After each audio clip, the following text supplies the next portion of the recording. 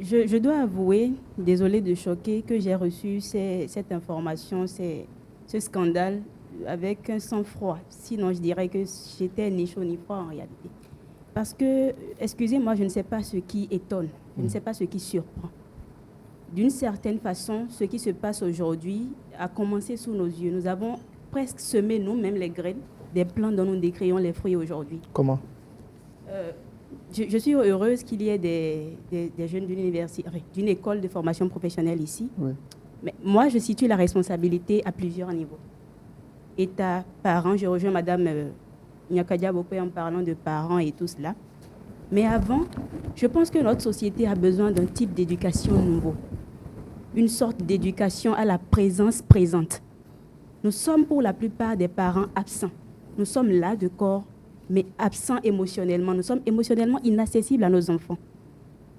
Sans doute préoccupés par la quête de moyens, nous sortons travailler tellement à fond dans la recherche de matériel que nous oublions que l'essentiel pour bâtir nos enfants, c'est d'abord les valeurs, c'est l'éducation à la maison.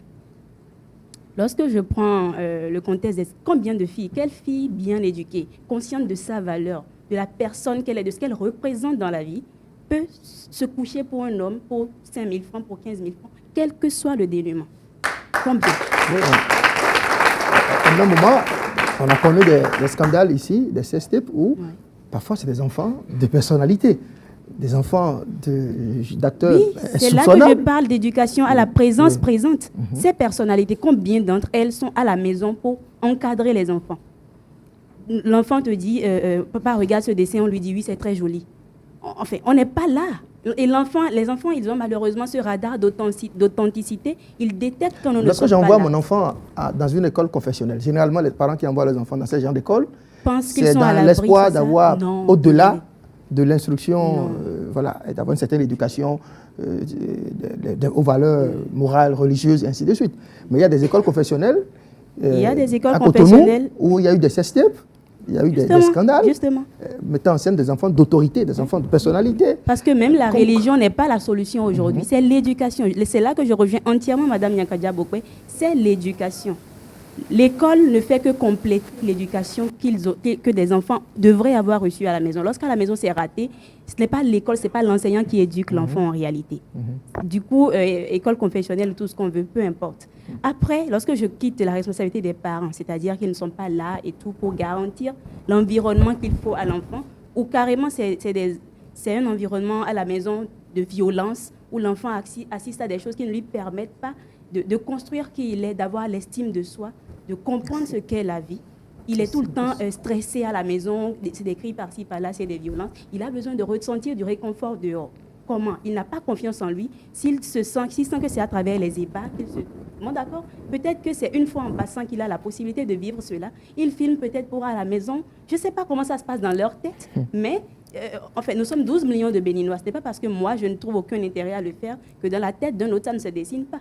Et les jeunes dont nous parlons, c'est qui? C'est des jeunes qui sortent des universités, qui les dotent de papiers qu'on appelle bonnement diplôme, mais qui se retrouvent sur un marché de l'emploi qui ne les aspire pas, qui ne veut pas d'eux. On a aujourd'hui des jeunes sur le plateau, dans des filières techniques. L'État déverse des milliards dans les filières techniques. Mais qu'est-ce qu'on fait derrière pour, encourager cette volonté-là d'aller vers les filières techniques? Combien de modèles présentons-nous aujourd'hui dans ces filières, menuisiers, frigoristes et tout cela, qui sont des modèles pour que nous, jeunes, les jeunes que nous sommes, aspirons à devenir comme eux. On voit les filières techniques comme des filières salissantes et on ne veut pas y aller. Je vais me permettre de mettre en suspens la question pour rebondir rapidement sur ce que M. Lobotwe disait, à savoir que nous devons réfléchir pour savoir à partir de quand parler de la sexualité à nos enfants. Mais moi, je dis surtout comment leur en parler. Monsieur, j'oublie le nom, voilà, Gwemando Yome, disait Adéo Bessor au Donoéo à un enfant. Mais en fait, même ça ne fait plus peur aux enfants aujourd'hui, désolé. Je ne sais pas si les parents font semblant ou s'ils ne se rendent pas vraiment compte que les enfants d'aujourd'hui sont plus intelligents qu'eux. Moi, on me l'a chanté tout le temps. Mais en réalité, avant même, le premier jour, mes parents me parlent de sexualité, je lisais déjà. Et malheureusement, à l'époque, il y avait même des téléphones qui circulaient dans les casiers à l'école où il y avait de la pornographie. En fait, les enfants précèdent presque leurs parents sur le sujet de la sexualité. Quand vous dites tout le temps, vous vous contentiez d'effrayer l'enfant avec la sexualité, Mais alors qu'à l'école, ses amis le rassurent que c'est bon, que c'est si, mais c'est à travers les amis qu'il découvre la sexualité. Et s'il se rend compte qu'avec un préservatif, il peut se protéger pour ne pas tomber enceinte, ou même sans préservatif, mais en comptant aussi qu'il peut ne pas tomber enceinte, elle peut ne pas tomber enceinte, mais finalement, vous devenez comme un oiseau qui piaille dans ses oreilles. Il ne vous écoute plus, peu importe ce que vous dites. Donc, en réalité, c'est comment en parler à l'enfant. Ne pas se cacher sous des préceptes parce qu'on est trop pudique pour se voiler la face, faire croire à l'enfant que le sexe serait quelque chose de trop inaccessible, alors qu'il l'a expérimenté peut-être même avant que vous ouvriez la bouche en réalité. Donc, je suis très mal placée pour dire comment, mais c'est surtout sur le comment qu'on doit réfléchir par rapport à la personnalité de nos enfants. Qui sont nos enfants? Comment est-ce que je leur parle pour qu'ils comprennent? Et surtout leur dire la vérité, comme vous l'avez dit, sur ce qu'est le sexe. Parce qu'aujourd'hui, comme monsieur le disait, on a banalisé le sexe et on en oublie les conséquences spirituelles. Le sexe est sacré, oui.